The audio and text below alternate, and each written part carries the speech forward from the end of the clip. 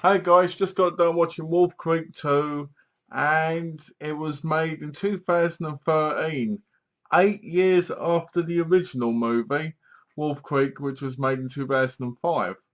It's written and directed again by Greg McLean, but this time one of the extra writers on it was Aaron Stearns, so there was a co-writer. It stars John Jarratt as Mick Taylor again, which was great because I thought after 8 years he might be a different guy, but I'm glad it was the same guy. Ryan Corr, who plays Paul Hammersmith. Shannon Ashlin, who plays Katrina Schmid. Philippe Klaus, who plays Rutger Englitz. I might say that wrong because it's German names. Shane Connor, who was Joe Scully in Neighbours, plays Senior Sergeant Gary Bulmer Jr. Ben Gerard plays Constable Brian O'Connor. Gerald Kennedy plays Jack, and he also plays Munster in the original Underbelly series and Fat Tony and Co. And then you've got Annie Byron as Lil, and basically that's it, to be honest. There's more people, but they're not important like in the first one. So basically the film starts out with Mick Taylor driving, and apparently he's speeding, and both the cops pull him over. Senior Sergeant Gary Bulmer and Constable Brian O'Connor pull him over. And it's really weird because they taunt him, they make fun of him, they say they're going to give him a ticket, and they're very horrible. And he keeps warning them, do you really want to give me a ticket? Do you really want to give me a ticket? Are you going to give me that ticket? Are you sure you want to give me that ticket? And they're like, oh, he's really, really warning them. And they're like, yeah, take that. And you can tell by the way they were acting, it was like, air hole. You know what I mean? So they drive off. Mick pulls out his handy sniper rifle, and as they're driving down the road, he shoots the constable's head. And he goes, but what I like about this scene is you hear the bullet travelling just before it hits the head and the head explodes. You hear it travelling, which you rarely hear in many movies. I mean, you hear the bang, but you don't hear the often. I thought that was a really good effect in the movie. I apologise for my squeaky chair. And so basically the senior sergeant, Gary Bulmer, he's trying to grab hold of the wheel and he ends up going right off of the road and flying and ends up really hurt.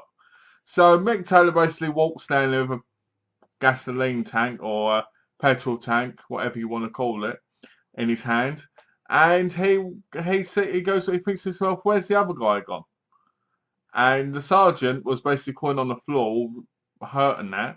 And Mick turns him over and basically breaks both his legs and puts him back in the car, the police car.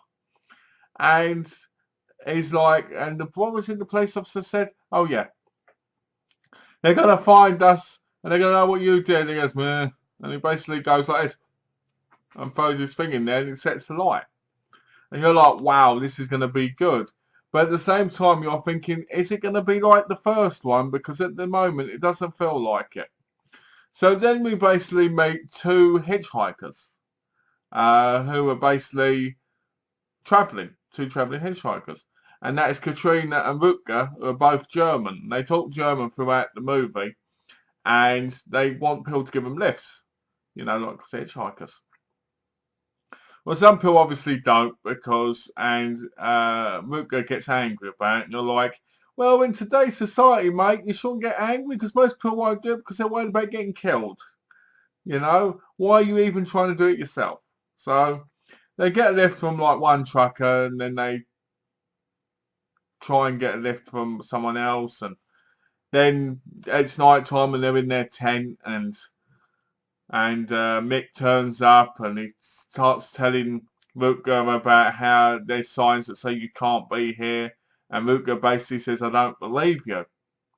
Well, being your hard-nosed Australian redneck evil being that Mick Taylor is, he decides to stab him right in the back and slice him, basically, like, and he goes for the girl. He goes to Katrina, gets on the floor, and he's about to rape her from the way it looked. So he's pointing her things down and everything. But Rutger comes back and he ends up getting throat slit, and he's like, and there's a lot more gore in this movie. It's a lot more gory and a lot more actiony, but the action doesn't work so well because the problem with the action in this movie is once you watch the first one, you kind of want more of the first one, which was a smart, disturbing, chilling kind of realistic horror. As this is more like The Hitcher meets a kind of action movie meets Hostel at the end. But anyway, I'm going to get to that. So basically, spoilers ahead now. So the girl runs off. Katrina runs off. And she basically bumps into Paul Hammersmith, who is he tries to call his girlfriend. And the connection breaks. And then he almost hits Katrina. Katarina. I keep saying their name's Katrina. But anyway. So basically, he pulls her and goes, what's the matter? And he gets her in the car and then they get chased by Mick. Well, he's driving really rapidly, Paul trying to get away, and they almost crash, and they're there, and they get to this point, and he sees Mick about to shoot, and he goes like this, like, oh! And then he turns to the side, and he sees the girl got shot right in the head, like, boom, and half her face is off, like, you're sitting there going, yeah, you're sitting there going, I like it, but I don't like the way this is going. So then he basically drives off again, Paul, which made I didn't understand why he didn't drive off in the first place. And Mick basically chases him, and the movie has him getting chased, a cat and mouse game, which just reminded me of The Hitcher with Rutger Hauer. And that boy was chasing it. I can't remember the boy's name, but he was getting chased. And he reminded me of that, except a little bit more, action. He basically gets knocked off like this big massive road, and he goes tumbling down the hill kind of thing. Like down this cliff-like thing. And he shouts up, Mick, you can do better than that. Or not Mick, but you can do better than that, you bastard, like that. And I'm thinking, okay, the truck's going to go flying off the top into the car. Right? That's what it looked like was going to happen. I was like, this is going to happen, this is predictable. And guess what? It happened. Because it was the predictable thing to do. Once you see Mick's got this big massive truck, and you're like, yep, it's going to fly off because it's going to be an action scene. It does, explodes the car and that, and you're like, So then somehow Paul ends up at these two elderly people's place, Jack and Lil. And they're a bit creepy at first. I thought they might have been something to do with Mick, but they're not. And they're sitting there and they're going, oh, I made this especially for you. And he's like, and then you hear Mick go, come out, come out. And Jack takes his rifle and goes, get off my property. Oh, I'll shoot you. So basically Mick goes, give me the boy. And he won't. So he walks off. And you're like, okay, that's all right. So Jack comes in. He looks in his gun cabinet to put the gun back. He notices the gun's missing. And the rifle that Mick had's beside it. So then Mick puts the gun up against the back of his head. And you're sitting there going, how the hell did he get in? He was walking away. How could he get in so quickly without Jack knowing? So that was a bit weird. But at the same time, there is a part where Jack goes on with his chest like this, goes. But it just seemed a bit odd. But he gets his head blown off. The woman comes in. And the woman walks in on it. And basically she gets shot and she crawls and shoots her again. But one of the things I did like about this movie a lot was the soundtrack. Yeah, Born to Be Wild. You had all these other songs that we all know, like Kangaroo Down and all that. It was great. I really enjoyed the soundtrack of this movie. I'd love to own it on, like CD or something. So anyway, so the guy runs again, and he ends up getting caught by Mick, and they end up in this tunnel place. Yeah, this underground tunnel place. I've got no idea what it's supposed to be because Mick's place was like in Roger Club before, so this must be where he goes on holiday. So he's got him tied down and he goes, hello, and basically starts talking to Paul and acting all friendly with him, going on about, oh, let me give you a drink. And they're laughing about stuff. And you're just sitting there going, yeah, Mick's the type of guy who's, I guess, a psycho, but wants to have a kind of friend to mess around with. Kind of like when a cat plays with a mouse.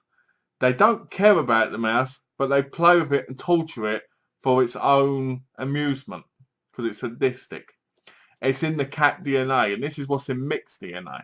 So he says to Paul, if you answer 5 questions out of 10 right, I'll let you go.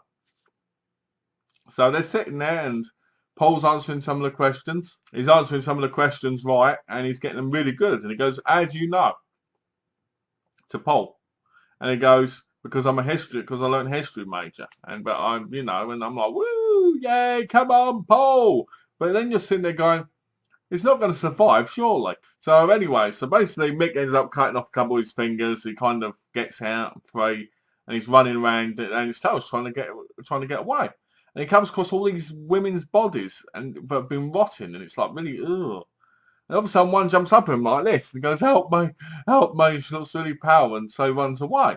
Well, one of the problems is later on, somebody comes up behind him, he knocks them over, and they go flying down this pit of spikes. And it's that woman, and you're like, oh, so wasn't she free originally? There's also a bit with 2 dogs where Mick lets the dogs go so they can chase after him, and one of them gets like a gate right in the head, like one of those chain gates you used to get in the old medieval days. So right at the end, Mick grabs hold of him by the neck, by that thing, and you can hear his neck clicking because of how hard he's holding it, and it's like really, really like creepy and really, ugh, because you can hear the clicking noise in the neck, like it was awful. And Mick says to him, there's people like you, and then there's people like me who have to destroy people like you because you're vermin. And you're sitting there going, yeah, I can understand where he's coming from, I guess. He's probably, it's the type of guy I've seen, it's like that psychotic, crazy bloke who thinks he's like this big bloke, and he's got to destroy these other people he doesn't even know or understands because of the way he thinks they are. So, I'm like, he's going to kill him. But nope. A few moments later, the screen goes black, and Paul wakes up naked with nothing but underwear on and scars on him. And the police turn up because he's out in public, and they ask him what happened. He goes, help me. So then you get, like, on the first one at the end, you get this writing up, and it says about basically how he was detained, and he mentioned about this killer who would kill people in the outback, and no one believed him, and he ended up in a mental hospital in England as a permanent patient or permanent resident. And I'm sitting there going, not a good way to end the movie, But to be honest, the first one didn't end really well either. I mean, the first one I thought was a classic. It was great. It was a true horror movie in the making, and I think in time it will become a cult classic over the next 20 years, especially of Australian horrors. This one, to me, seemed like it was taking a lot of inspirations from other things, like I said earlier, with the Hostel thing where he was cutting off the fingers and that. Then you had the Hitcher where he was basically chasing him with cat and mouse all the time. You had the stereotypical hitchhiker pill that were getting killed. You had the cops that were like grindhousey, kind of horrible. And it just felt like this movie wasn't as original. And another problem was Mick has changed.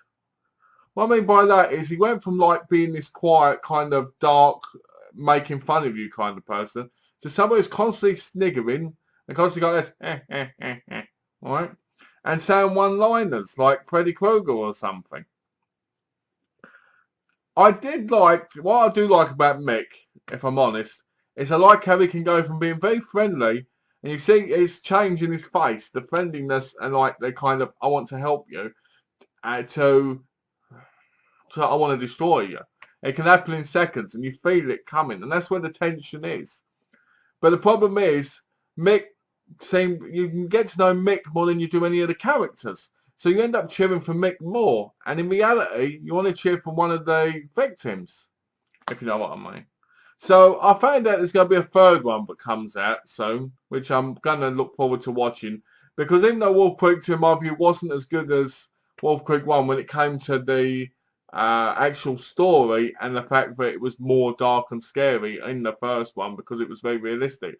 This one takes more of a non-realistic view and more over-the-top kind of view, which works for the movie. But if you watch the first one, it won't work in that aspect because the first one's so much stronger and so much better. But if you watch that and then you watch the second one like I did today, you'll think to yourself, wow, they're two completely different movies. They've got the same character in them, but the character's changed a lot as well. So you kind of don't, so they kind of don't gel together. They're great two movies if you watch them separately and see them as two separate films. So yeah, I'd give Wolf Creek to a 3.5, because even though I liked it a lot, the first one was a lot superior, and I feel like if I gave this a 4 or 4.5, that would be basically showing that the first one wasn't as good as it was when it was a really good movie. So yeah, 3.5 for Wolf Creek 2. I recommend watching them both, but when you do go into watching both, don't expect the same kind of thing after you finish one. They're two, they've got the same characters, same kind of movie, just very different movie. One's a very strong, realistic horror film, and the other one's a more action-packed horror film of cat and mouse, basically. So thanks for watching, guys. I hope you enjoyed this review. If you did, please subscribe and please give me the thumbs up, because I like seeing a like, and because I'm nerdy. And as always, thanks for watching and take care.